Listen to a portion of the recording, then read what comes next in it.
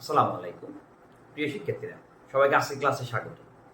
আজকে আমরা যে ক্লাসটি করব সেটি হচ্ছে দশম শ্রেণী গণিতের অনুশীলনী 13.2। অনুশীলনী 13.2-এর আজকে আমরা 16 নম্বর সমস্যাটা সমাধান করব। চলো প্রথমে 16 নম্বর প্রশ্নটা একটু খেয়াল করি। প্রশ্নটা কি বলছে আমরা একটু দেখি। 2 plus 4 plus 8 plus 16 plus dot dot ধারাটির n সংখ্যক পদের সমষ্টি 254 হলে n এর মান কত? এই হচ্ছে আমাদের প্রশ্ন। আসলে আমরা সমাধান করি। প্রথমে সমাধান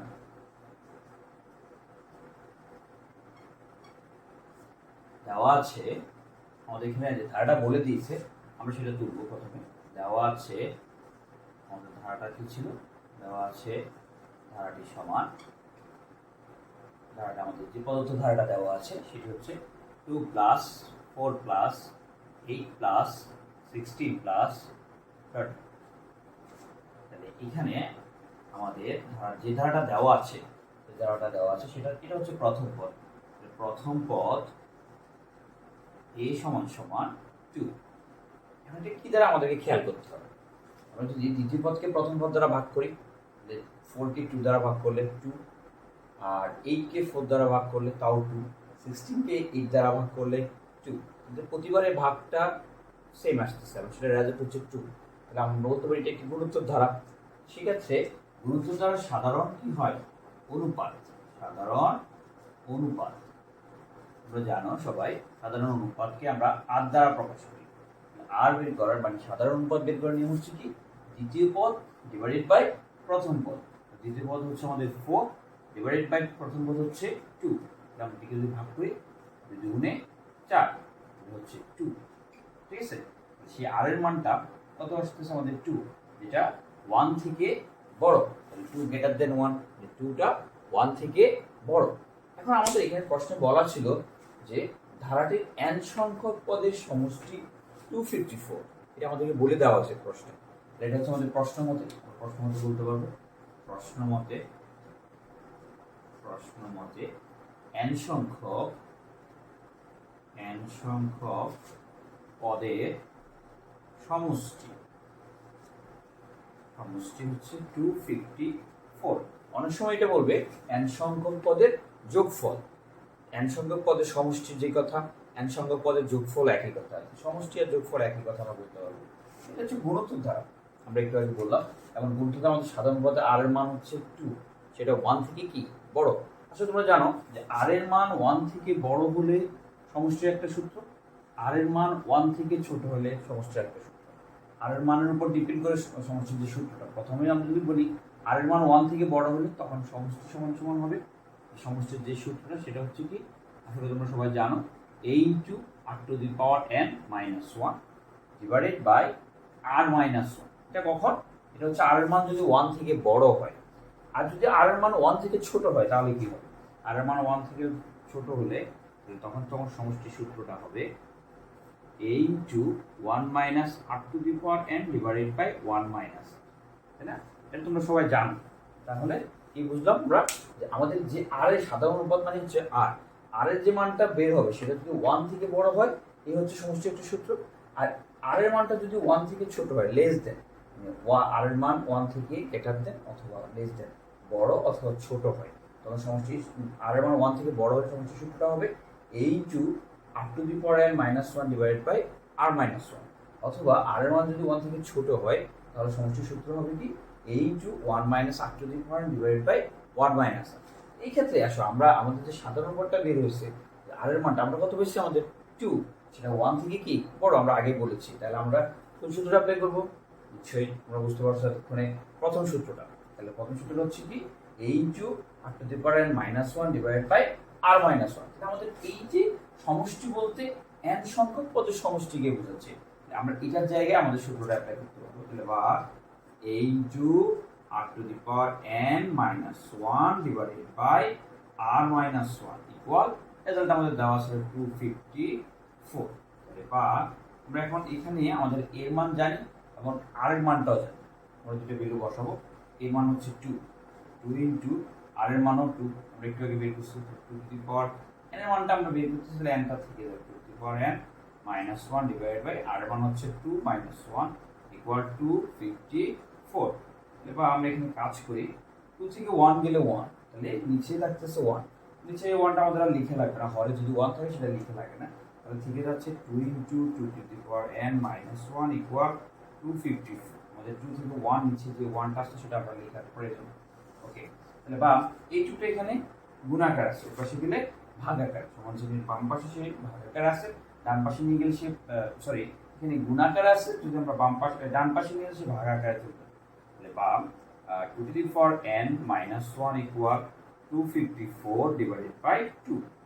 বা 2 to the power n minus 1, আমরা যদি এটাকে ভাগ করি, 254 কে 2 দ্বারা ভাগ করো, ক্যালকুলেটরে ভাগ করো, ভাগ করলে হবে কত? 127।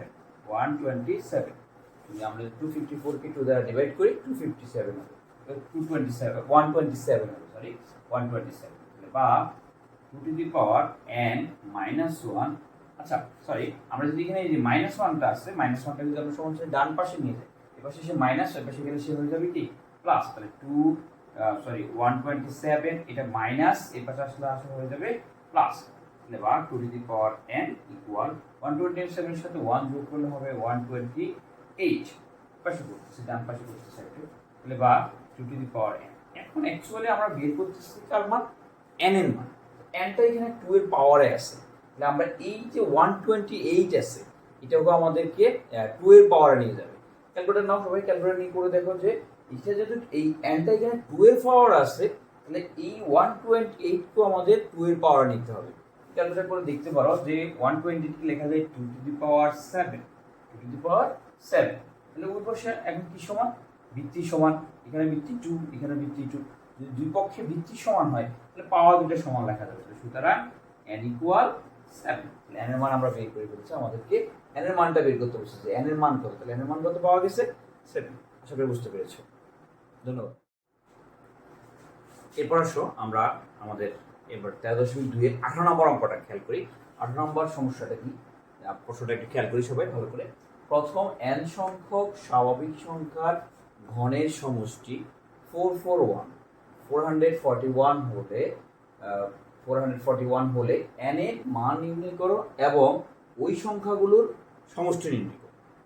তাহলে আমাদের এখানে n সংখ্যক স্বাভাবিক সংখ্যার ঘনের সমষ্টি, আর সেটা মান দেওয়া আছে, সেখান থেকে আমাদেরকে n এর মানটা নির্ণয় করতে বলছে, এবং ওই যে সংখ্যাগুলোর কথা বলা হয়েছে সেই সংখ্যা স্বাভাবিক সংখ্যাগুলোর সমষ্টিটা বের করতে হবে। তাহলে অঙ্কটা দুইটা পার্ট, প্রথমে আমাদের কথা বলতেছে n এর মানটা বের করা, সেই n এর মানটা বের করলাম, তারপর ওখান থেকে আমাদেরকে ওই সংখ্যাগুলোর সমষ্টি বের করতে বলছে। তো এইটা করার আগে আমাদেরকে আগে একটু শিখতে হবে এখানে স্বাভাবিক সংখ্যার সমষ্টি, বর্গের সমষ্টি এবং ঘনের সমষ্টি তিনটে সূত্র আছে, সবাই একটু আগে সেটা লিখো।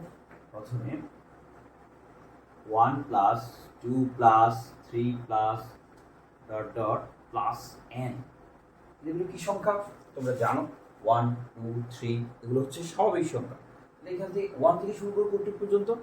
n পর্যন্ত। তাহলে এগুলো হচ্ছে যে প্রথম n সংখ্যক স্বাভাবিক সংখ্যার সমষ্টি, সমষ্টি মানে যোগ, এটা যোগ আকারে আছে, সেটা সূত্র হচ্ছে n into n plus 1 divided by 2। তার মানে অর্থাৎ এই কথাটার মানে হচ্ছে কি যে n সংখ্যক, প্রথম কথাটা লিখলেও লিখতে পারো যে প্রথম n সংখ্যক স্বাভাবিক সংখ্যার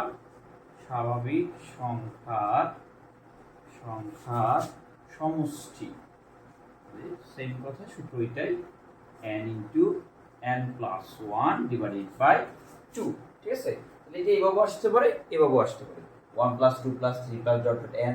এই কথাটার মানে হচ্ছে প্রথম n সংখ্যক স্বাভাবিক সংখ্যার সমষ্টি, যেহেতু স্বাভাবিক সংখ্যা সমষ্টি n পর্যন্ত, সেজন্য n সংখ্যক বলা হচ্ছে। সূত্র হচ্ছে কি n into n plus 1 divided by 2। এবার আসো, তাহলে এগুলো সূত্র, আমরা এগুলো সূত্র শিখছি, এই টাইপের অঙ্ক আসলে আমাদের এই সূত্রগুলো দিয়ে করতে হবে।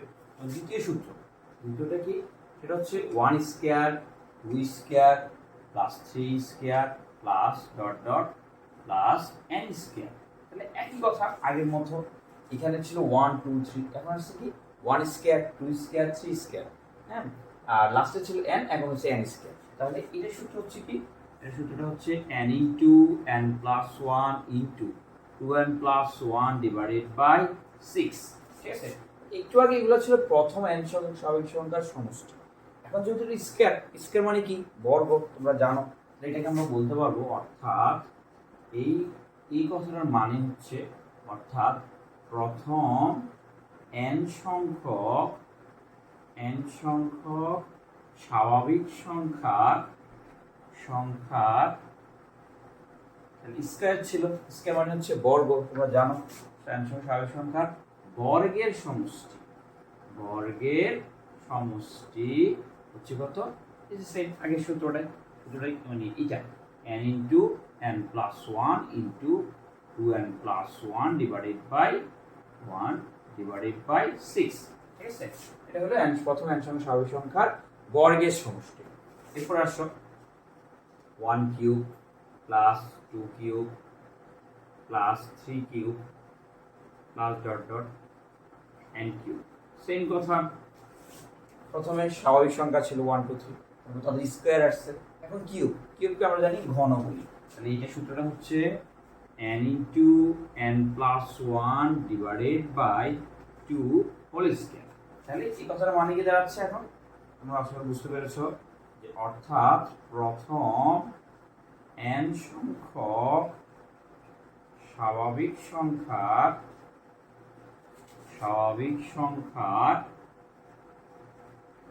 ঘনের সমষ্টি। ঘন মাত্র স্কয়ার মানে ছিল বর্গ, আর কিউব মানে হচ্ছে ঘন। সূত্র এইটাই, তাহলে সমষ্টি সূত্রটা হচ্ছে n into n plus 1 divided by 2 whole square, ঠিক আছে? এই সূত্র তিনটা দিয়ে আমাদের যখন এই টাইপের অঙ্কগুলো আসবে, আমাদের এই তিনটে সূত্র দিয়ে করতে হবে। তোমরা সূত্র তিনটে নোট করে নাও। এই হচ্ছে আমাদের তিনটে সূত্র। প্রথম সূত্রটা হচ্ছে কি? n সংখ্যক স্বাভাবিক সংখ্যার ঘনের সমষ্টি, তারপরে প্রথম n সংখ্যক স্বাভাবিক সংখ্যার সমষ্টি, তারপরে হচ্ছে প্রথম n সংখ্যক স্বাভাবিক সংখ্যার বর্গের সমষ্টি, তারপর বলা হচ্ছে প্রথম n সংখ্যক স্বাভাবিক সংখ্যার গণের সমষ্টি। এই হচ্ছে আমাদের তিনটে সূত্র।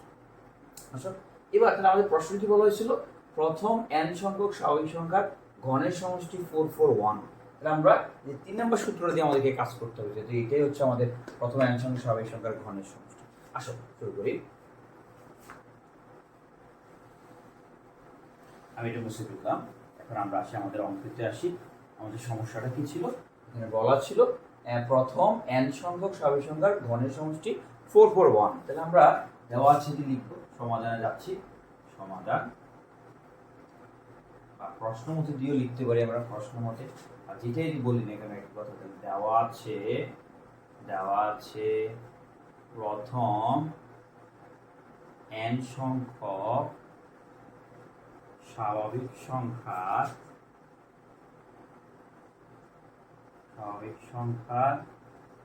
ঘনের সমষ্টি হচ্ছে 441। নেক্সট হলো আমরা যে সূত্র তিনটে লিখলাম, 3 নম্বর সূত্রটা আসলে তোমাদের এখন মনে আছে, প্রথমে n সংখ্যক স্বাভাবিক সংখ্যার ঘনের সমষ্টি। এটা সূত্রটা কি ছিল? সূত্রটা ছিল n into n plus 1 divided by 2 whole square equal 441, ঠিক আছে? প্রথমে এই n সংখ্যক স্বাভাবিক সংখ্যার ঘনের সমষ্টির সূত্র হচ্ছে n into n plus 1 divided by 2 whole square, আর এই 441 আমাদের মানটা ছিল সেটাই পাশে থাকবে। তাহলে এখন আমাদের স্কয়ারটা বাদ দিতে হবে। এটা বাদ দেওয়ার জন্য তোমরা জানো এটা বর্গমূল করতে হবে। বর্গমূল করলে স্কয়ার রুটে চলে যাবে, তাই না? বা তুমি দেখাইলেও দেখাইতে পারো যে n ইনটু n প্রবার n into n plus 1 divided by 2 whole square equal root 441। হ্যাঁ, পাশে বলতে পারো বর্গমূল করে। আমরা এখানে বর্গমূল, রুট করা মানে বর্গমূল করা, এটা বর্গমূল করে। এই স্কয়ার রুটে কি যাবে? কাটা। থেকে যাচ্ছে কি n into n plus 1 divided by 2। 441 কে যদি ক্যালকুলেটরে রুট করো, তুমি ক্যালকুলেটরে রুট করতে পারো, সেটা রেজাল্ট আসবে 441 কে যদি আমরা রুট করি পাবো আমরা 21। তাহলে বা এখানে এই নিচে কিছু নাই মানে এখানে 1 আছে, তাহলে আমরা আর গুণ করব এটার সাথে এটার সাথে এটা। তাহলে এখানের উপরটার সাথে এই পাশে নিচেরটা, আর এই পাশে উপরটার সাথে এই পাশে নিচেরটা, তাহলে n ইনটু n প্লাস 1 এর সাথে যদি 1 গুণ করি সেটাই পাবো। তাহলে n into n plus 1 equal 21 এর সাথে যদি আমরা 2 গুণ করি আমরা পাবো 42। তাহলে বা এই n টার ভিতরে গুণ করি, প্রথমে এই n এর সাথে যদি n কে গুণ করি, n গুণ করলে হবে n স্কয়ার প্লাস, আবার এই n কে যদি আমরা এই 1 এর সাথে গুণ করি প্লাসটা বসবে, n এর সাথে 1 গুণ করলে n, আর এই 42 টা এখানে প্লাস, তাকে আমি বাম পাশে নিয়ে আসলাম, এখানে প্লাস, এখানে আসলে -42, তাহলে ইকুয়াল 0। হ্যাঁ, এগুলো আমাদের গুণ করার পর আমরা এটা পেলাম। এখন আমাদের এটাকে মিডল টার্ম ফ্যাক্টর করতে হবে। তাহলে 42, হ্যাঁ 42, তাহলে 42 এর উৎপাদক কত কত আমরা জানি, 42 একে 42 আমরা জানো, তারপরে 21 দুগুণে 42, 21 দুগুণে 42, তারপর আছে 3 14 42, 3 14 42 হয়, 12, আর 3 কে 3 4 42, তারপরে আছে 6 7 42, ঠিক আছে। এগুলো হচ্ছে 42 এর উৎপাদক। এখান থেকে আমাদেরকে এমন এক জোড়া উৎপাদক নিতে হবে 42 এর, যেন যোগ অথবা বিয়োগ করলে আমাদের এখানে n এর সাথে সমান কত 1 1 হইতে হবে। কোন জোড়াটা নিলে আমাদের যোগ অথবা বিয়োগ করলে 1 এর সাথে আমাদের বের করতে হবে। আমরা যদি এই জোড়াটা নিই 6 এবং 7, 7 থেকে 6 বিয়োগ করলে কত হবে 1, তাহলে আমাদের এখানে 1টা মিলতেছে, তাহলে আমরা 7 এবং 6 নিব। তাহলে এটা হচ্ছে 42 এর উৎপাদক। তাহলে আমরা এদিক দিয়ে করি, তাহলে বা n স্কয়ার 6 আর 7 বলছি, এখানে আমাদের বিয়োগ করতে হবে, তাহলে আমরা আগে বড়টা লিখব, তাহলে প্লাস 7n, যেহেতু এখানে প্লাস আছে মেনটেন করার ক্ষেত্রে যে বড় তার চিহ্নটা এই চিহ্নটার সাথে মিলতে হবে। এখানে যদি প্লাস আছে তাহলে এখানে প্লাস 7n। এখন আমরা এটা বিয়োগ করব, তাহলে মাইনাস 6n মাইনাস 42 ইকুয়াল 0। ওকে, দেখ আমরা রাফটা রাখতেছি না, রাফটা মুছে ফেলতেছি, এটা মুছে ফেললাম, ইকুয়াল 0। তাহলে প্রথম দুইটা থেকে কমন নেবে, এই দুজন থেকে কমন যাবে, এই দুটো থেকে কমন যাচ্ছে n, কমন নেওয়া মানে ভাগ করা, তোমরা জানো কমন নেওয়া মানে ভাগ করা। তাহলে n স্কয়ারকে n দ্বারা ভাগ করলে হবে n প্লাস 7n কে যদি আমরা n দ্বারা ভাগ করি তাহলে হবে 7, একটু গ্যাপ রেখে এটা আবার লিখে ফেলবো, তাহলে n প্লাস 7 ইকুয়াল 0। এখন এখানে আমাদের n আছে, মিলাইতে হবে মাইনাস 6n, তাহলে এখানে কত দিতে হবে, এই যে আমরা যদি এটা আনবো, এখানে আমার n আছে, তাহলে এখানে গ্যাপে এমন একটা সংখ্যা দিতে হবে যেন সেটা n এর সাথে গুণ করলে মাইনাস 6n হয়। তাহলে আমার এখানে n আছে, এখানে n, এখানে n, তাহলে আমাদের দিতে হবে কত মাইনাস 6। তাহলে এই দুইটা কমন, কমন দুইটার জন্য একটা n প্লাস 7 ইন্টু এই আনকমন দুইটা মিলে একটা লিখতে হবে, তাহলে n আর মাইনাস 6 মিলে আমরা লিখতে পারবো n মাইনাস 6 ইকুয়াল 0। তাহলে দুইটা উৎপাদক পাচ্ছি, তাহলে হয় উৎপাদক অথবা লিখবো হয় n প্লাস 7 ইকুয়াল 0, অথবা অথবা এটা হবে n মাইনাস 6 ইকুয়াল 0, ঠিক আছে। তাহলে এটা প্লাস ওই পাশে গেলে কি হবে মাইনাস, তাহলে n ইকুয়াল মাইনাস 7, বা এখানে সেম কথা, এটা মাইনাস ওই পাশে গেলে প্লাস, তাহলে n ইকুয়াল প্লাস 6, হ্যাঁ। তাহলে n এর মান বের হলে একটা হলো মাইনাস 7 আর একটা প্লাস 6। কিন্তু n এর মানটা আমরা জানি n মানে হচ্ছে পদ সংখ্যা, পদ সংখ্যা কখনো ঋণাত্মক হতে পারে না, সেজন্য এই মাইনাস মানটা গ্রহণযোগ্য নয় হবে না, এটা গ্রহণযোগ্য নয়, গ্রহণযোগ্য নয়। সুতরাং n ইকুয়াল টু কত 6, n এর মান বের হলো 6। তার আমাদের কি বের করতে বলছিল n এর মান নির্ণয় করতে, তাহলে n এর মান কত পেলাম আমরা 6, এই আমাদের n এর মান বের হলো। এবার ওই সংখ্যা এবং বলছে যে এবার এবং ওই সংখ্যাগুলোর সমষ্টি নির্ণয় করতে বলছে আমাদেরকে। আমরা এখান থেকে n এর যে মানটা পাইছি, n এর মান কত পেলাম 6, এখানে 6টা সংখ্যা আছে, প্রথম কথা বলছে n সংখ্যক স্বাভাবিক সংখ্যার ঘনের সমষ্টি, n এর মান আমরা এখন জানি কত 6, তার মানে এখানে 6টা সংখ্যা আছে, সেই 6টা সংখ্যার কি বের করতে হবে, সমষ্টি বের করতে। আমরা একটু আগে 3টে সূত্র শিখছিলাম, সমষ্টি মানে যে প্রথম n সংখ্যক স্বাভাবিক সংখ্যার সমষ্টি, আমাদের প্রথম সূত্রটা, তাহলে আমাদের n এর মান 6, তাহলে আমরা প্রথম সূত্রটা দিয়ে কাজ করব।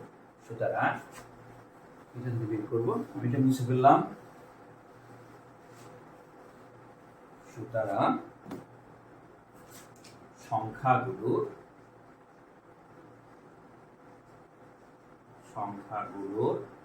সমষ্টি, কয়টা সংখ্যা আছে আমরা একটু আগে বলছিলাম 6টা, তাই না। আমরা ওই যে প্রথম সূত্রটা যেটা শিখছিলাম প্রথম n সংখ্যক স্বাভাবিক সংখ্যার সমষ্টি, সূত্রটা কি ছিল আসলে মনে আছে, n into n plus 1 divided by কত 2। তাহলে এখন আমাদের n এর মান কত 6। আচ্ছা আমরা সূত্রটা এইখানেই লিখি, এখানে না লিখি এখানে লিখি। সূত্র ছিল n into n plus 1 divided by 2। তাহলে আমাদের n এর মান এটা হতো কখন n সংখ্যক স্বাভাবিক সংখ্যা, কিন্তু আমাদের তো এখন বলছে যে এখানে যতগুলো সংখ্যা আছে সেই সংখ্যাগুলোর সমষ্টি করতে হবে। এখানে কয়টা সংখ্যা আছে সেটা ডিপেন্ড করবে n এর উপর। আমাদের n এর মানটা বের হয়েছে, n এর মান কত 6, তাহলে এখানে 6টা সংখ্যা আছে, এখানে যেখানে n সেখানে আমরা এখন 6 বসাই, n এর জায়গায় আমরা 6 বসাবো। তাহলে equal n equal to 6 into 6 plus 1 divided by 2, তাহলে 6 ইনটু 6 এর সাথে 1 যোগ করলে হবে 7 ডিভাইডেড বাই 2, এটা ইকুয়াল 3 দুগুণে 6 আর 3 সাতা 21। তাহলে এটাই হচ্ছে সুতরাং সংখ্যাগুলোর সমষ্টি সংখ্যাগুলোর সমষ্টি হচ্ছে 21। এই হচ্ছে আমাদের সংখ্যাগুলোর সমষ্টি। আশা করছি বুঝতে পেরেছো। আমাদেরকে আমরা প্রথমে বলা হয়েছে n সংখ্যক স্বাভাবিক সংখ্যার গণের সংখ্যা হলে n এর মান আমরা বের করলাম 6 এবং ওই সংখ্যাগুলোর সমষ্টি এই হচ্ছে সংখ্যাগুলোর সমষ্টি হচ্ছে 21। আশা করছি বুঝতে পেরেছো। আমাদের আজকে দুইটা ম্যাথ করেছি আমরা, 16 নাম্বার এবং 18 নাম্বার। ভালো করে বুঝতে পেরেছো, ভালো করে মনোযোগ দিয়ে করবে। ধন্যবাদ সবাই।